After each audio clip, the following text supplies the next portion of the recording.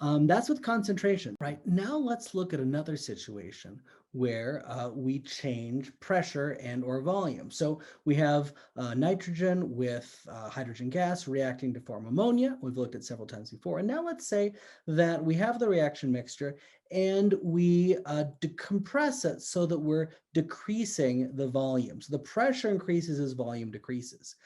So what happens then? Well, let's actually look at QC. So QC, if you recall, actually let's change to an edit mode. So the reaction quotient in this case is going to be, now let's say we compress it by half. I mean, this will be the same if we do it by any other factor, but let's pick a half because it's easy to deal with. Well, if we compress it by a half, what happens to the concentrations of the gases?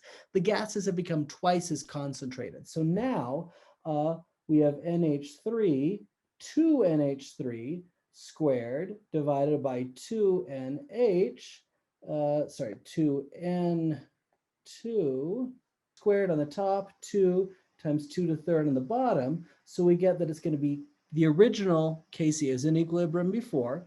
And then we have 2 to the second on top, 2 to the fourth here, which would be Kc divided by 4. So as we increase the concentration, because we have all these gases in the reactants in the denominator of Qc, we have a Qc that's lower. So QC is lower, and therefore it's going to move in the forward direction.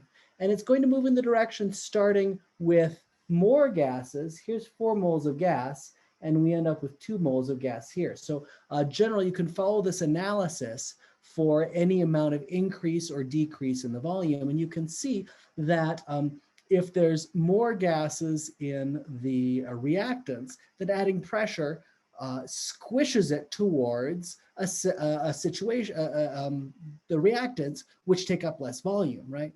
And so therefore, if you decrease the volume, it's going to go towards the side which occupies less volume, which will be the products. If it's the other way around, if the products have more volume than the reactants, then adding pressure will force it to go in the other direction, will force it to go back towards the reactant. So this generally just deals with gases because the number of moles of solid or liquid doesn't really affect the volume sensitivity.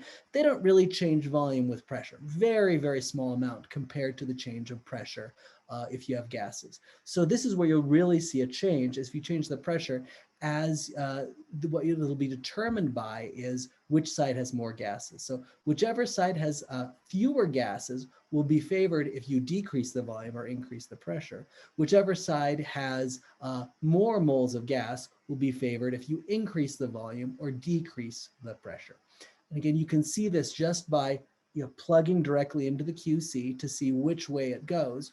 Or you can just think of it as Le Chatelier's principle, that if we stress the system, if we lower the amount of volume, it's going to move towards the side that takes up less volume. In this case, we decrease the volume, it'll move towards the products which occupy less volume.